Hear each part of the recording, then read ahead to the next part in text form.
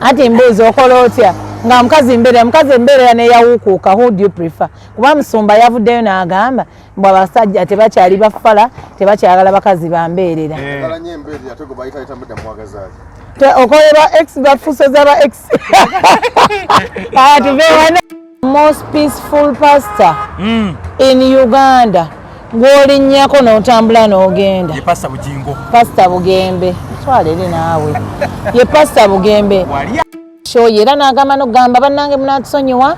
Twamulangirako nga tetumanyi nti agenda leeta tebo zigenda kujjula mwenge, agenda kuleeta abasamizi, agenda kola bannange abalabi ba Kanani n'abaali ku njiri eyo ndoza mugijjukira siina bye nnimba. So kaka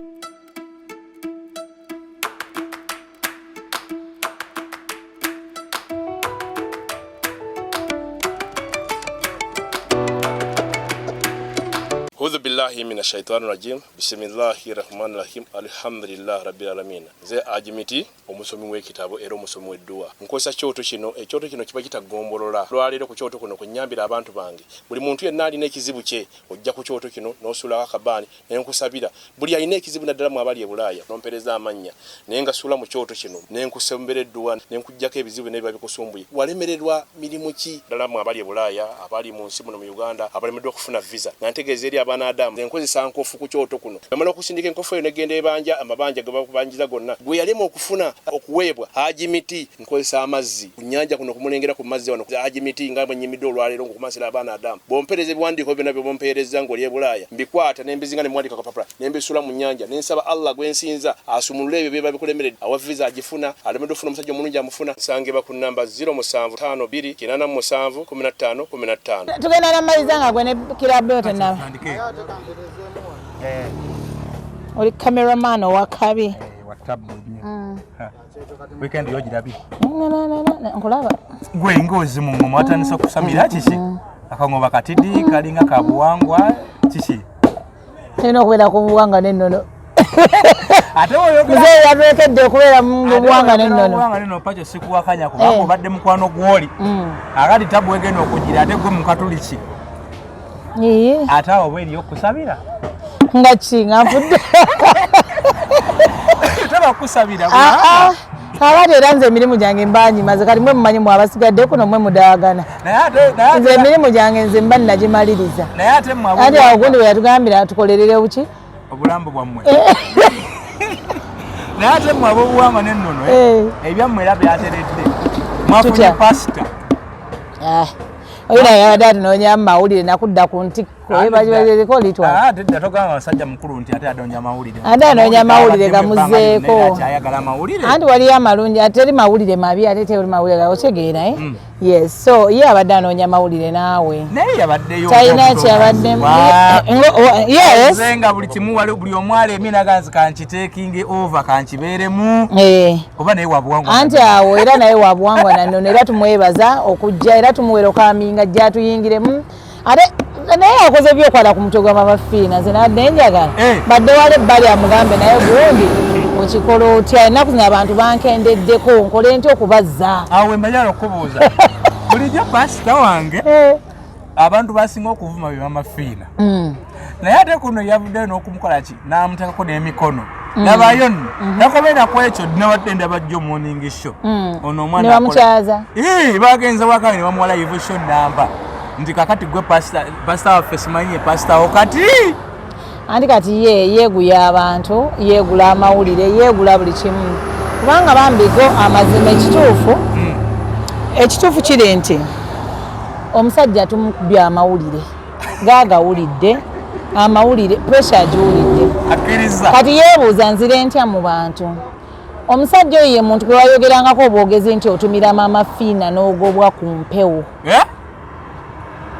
Omusajja oyo yalabanga gundi amaze okukola show nga mubaddemu maamafiina music we n'agobwa ku mpewo wa Bugembe. Kubanga Bugembe akolagana n'abanange. Kubanga yes, kubanga show ye era n'agamba n'ogamba bannange munatusonyiwa twamulangirako nga tetumanyi nti agenda leeta tebo zigenda kujjula mwenge, agenda kuleeta abasamizi, agenda kola bannange abalabi ba Kanani n'abaali ku njiri eyo ndoza mugijjukira siina bye nnimba.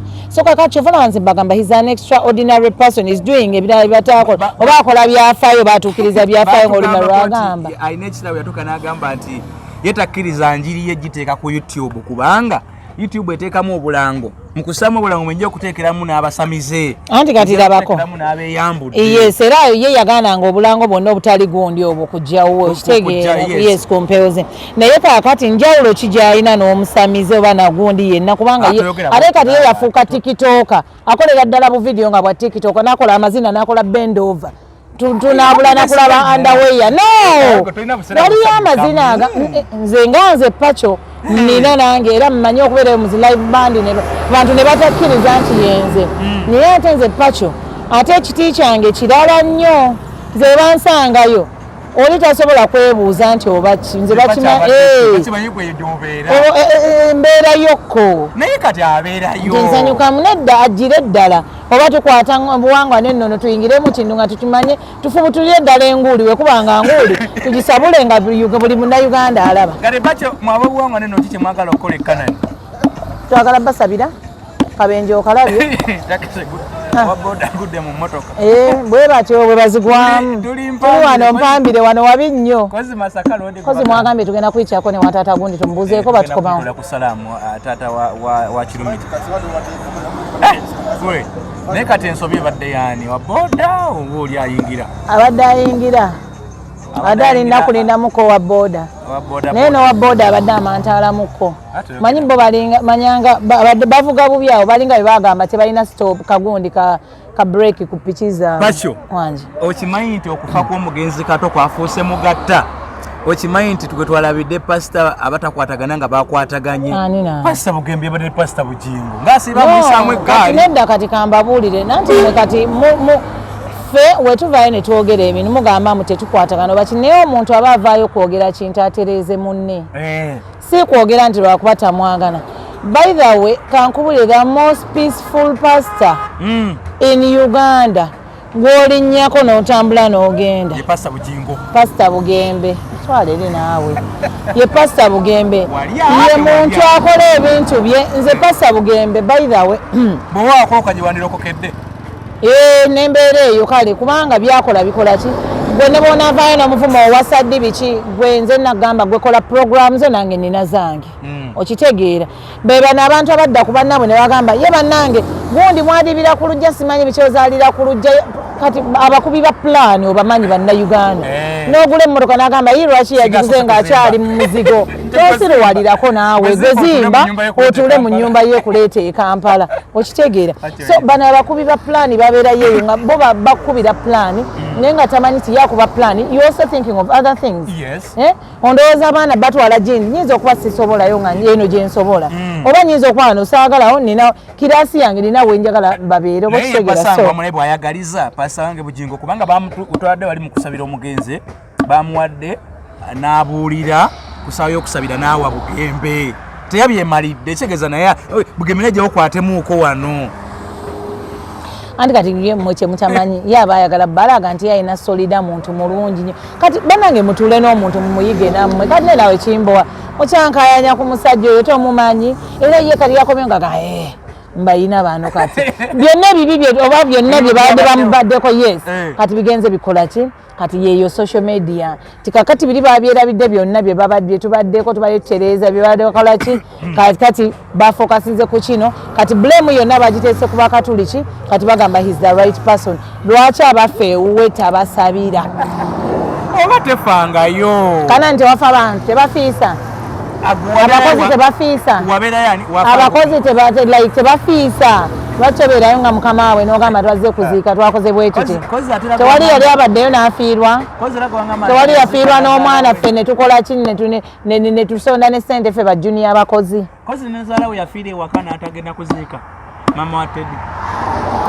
nabiwulirako mbu teyaziika so kakati oŋŋamba otya mbu you reach even an extent of not kuziika mu famire y'omukazi eyakuzaalira abaana then you come this mbu kati oscoring there is no scores I give him there kiruma what about you what about gwe pastor wange kimuleka wate kimulonkinza okuba nti yagenda okufuuka pastor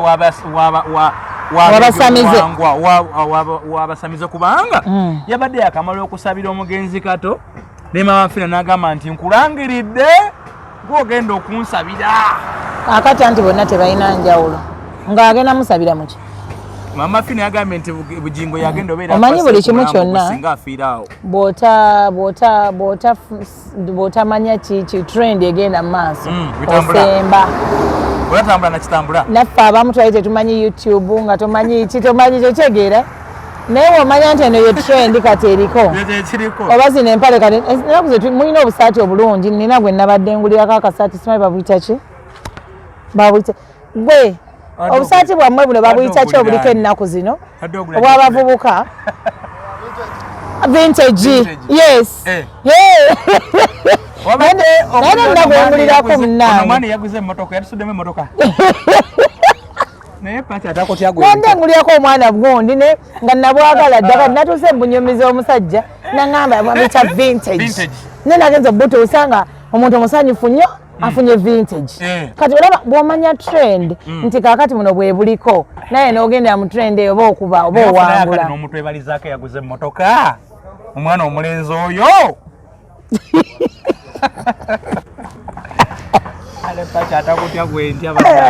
kiriwaneeno so kakati bw'omanya trend nga bwetambula those two people had to make news naye nze me I know Pastor Bugembe has never been a man ow'entalo. He avoids them as much as possible. That is what I can say about him. Olabira ddala nga ye bw'avaayo okwogera ate yeewa nnyo time. Pastor Bugembe bw'omulaba avuddeyo kwogera oba kwanukula omuntu oba nno oyina w'omukutte nga waluma kiyiseewo nnyo yes ate bw'avaayo n'akugamba neegundi walikoze bw'oti okolamu bw'oti ekitanyuma siya muntu natera n'okwanukula webali nnyo so ye bw'avaayo na that's why I'm telling you bw'omulaba nga avuddeyo n'ayanukula omuntu know that ekintu okigize nnyo oyiseewo exactly but he's not one person who will come out shout this shout that dance this oba mutuule kweyoya amatooke it was amazing for the two pastors to share a microphone mbadde sikisuubira ate nze gwe mbadde sisuubira nti tugeze nga senga abadde Pastor Bugembe giwooli abadde yagenda gikwata I don't know but to my Pastor Wilson Bugembe gwe mmanyi he's a very good hearted man he's been a very good man he's a good hearted man I know tatereka kintu mu mutima but that tribe etereka ekintu ku mutima n'akutta even in cold blood which is okay anti era muvubuka kati ayagala agendere mu gomasi mami nonga yamuyisamu eggaali mami su naawe oyo mami wuwonze si wange mami ata mami z'abantu bangi nyawo na kyaki yonna kibi yonna gwe bagambye bonna bamwagala bagaye bonna bamwagala maama oba nkunoonyeza waliyo abakazi abali eyo bafubutuka omuliro bagambye bavuddeyo ne bagamba waliwo gwe nalabyeko baba mukyazza ku mukutu ki naye aba naye mbabuulire tukooye ekifo kye tugirayo bayibuli tusomere tugamba manya kabina manya ngoye mpanvu manya kaviiri manya lipusitiiki manya kula anti ziri bayibuli zaafa kati basoma eno kula makula kati bayibuli yekanani nza sikyasoma ndudde oludde lwaki ogamba nti nno musumba wona bikiiso kati bidizero gagire anyway naye nga byebyo webiri naye nga kyoba omanya nti bino byonna omukulu oyo avuddeyo bikola weewaawo alina ye wascoaringidde abantu ne balowooza nti ki naye nze byonna ndaba nga yabadde just coveringa kino ekintu kale n'omuntu omuwa send off ennungi which is good because I don't think we needed to judge Katolo Bwama. No one needed to judge him. And fena bali above the Catholic Church, abali mo judging abade musamiza abade chi. But is there a person eyagulawo kokale n'agamba nti kale mu nnyumba eyo babala bamwe ekirimu ye nemba yali musamize. Katonda, let God judge him. Kubagenda tuuka byonna ebyokunsiba embuze he's going to be answerable. It is not you. So chovola banga tojja kuŋŋamba nti omwana wo because abadde asaba oba asoma nti tutwale ekyo bwe ate because buli muntu wali oluyimba olugamba mu Luswahili kila mtu atatoa habari zake mwenyewe mbele ya Mungu, siku hiyo inakuja. Mbu buli muntu agenda kubeera accountable eri obulamu bwe bw'abadde akola mu nsi muno. Olunaku olwo lugenda kujja nga gwe toyogera byange soogera bibyo naye njogera byange. I'm accounting for what I've been doing. Ekitegeero lwe lunaku lwe tulindiridde ffenna. Kaakati kiba kitegeeza ebyo nalina nga tubivuddeko bayibe nakinajala okubuuza ate sinkoze bulungi gwe mukazi akatamike nabya kapasita wange naye nandibadde mbuuza Geoffrey ono ye musajja naye kambuuze nedda muyita jje wano Geoffrey jangu wano nedda kakibuuze ayina ensonyi teekebe wali eyo kamera giteeke wali mu kinu kiri n'amazzi gakota ayinza obutayagala kunywa mineral water ye wano naye Pacho oba akatamike naye nga pasita wange agamba nti abasajja tebakyali baffala tebaagala bakazi bakyali mbeerera era noonya woogigirako olyoka ofuna omusajja ani yayogeza pasita nkali wano nkalina kuluku nankani ani anti mwogera amannya ate nze mu Uganda nawe pasita bameka simanyi olina ne pasita Kiganda si pasita wo nze mu Uganda na pasita omu ye pasita Bugingo abaana ndo bamuguddeko naye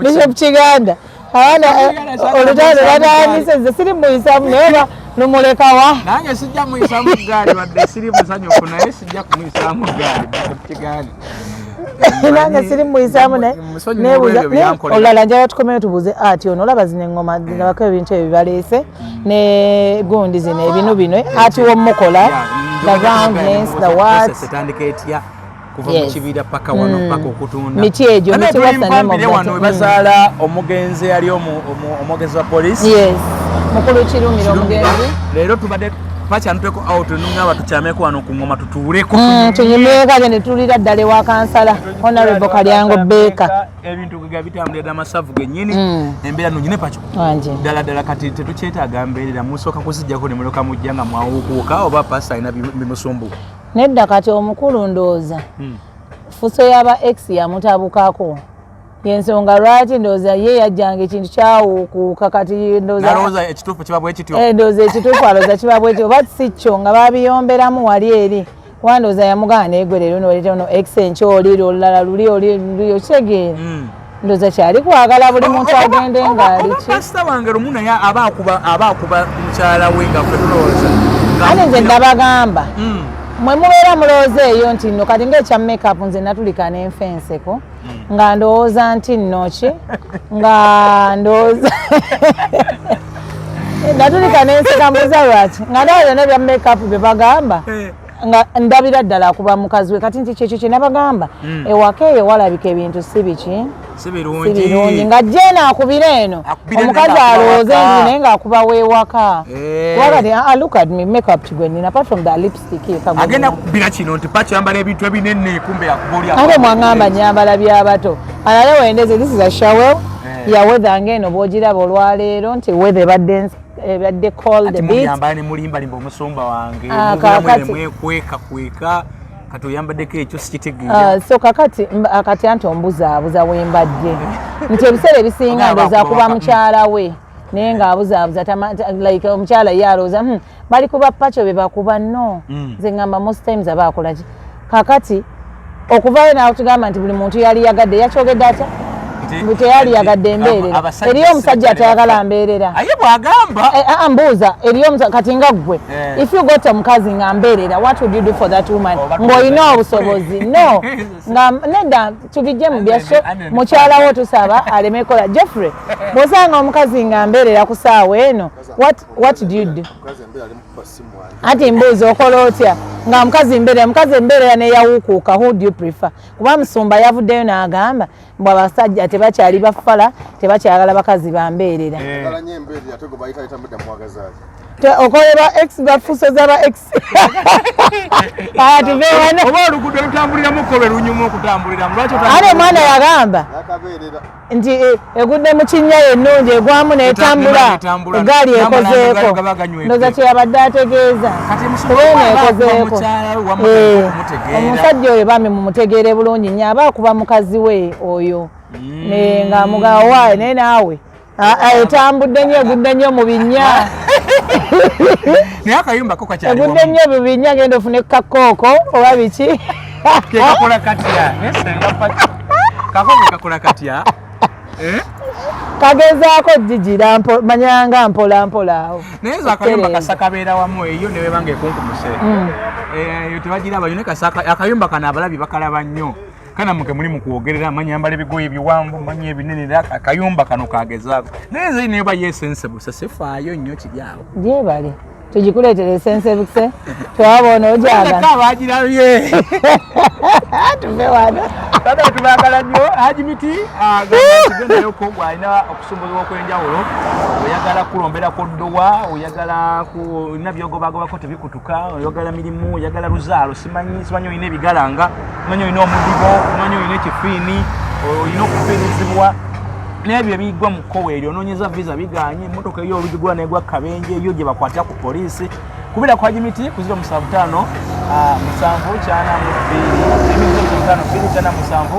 7 genda yakulombere ku dduwa oba olina gw'obanja ng'akyaganya okusasula genda yo olabe hajimiti oba mukubireko ensonga azikwasaganya bulungi nnyo ine ddala Pacho akagoma genze kunyweza buwangwa na nnono katika nikola ki ya Pacho akata tebatakuba kujja mu season yakubiri tukomawo tubabuulira mu season yakubiri yakujja tubabuulira Pacho aranso okwenyweza mu ngeri zonna tubadde n'ogula entengo akatutuusa wano oguze era nabyo byogedde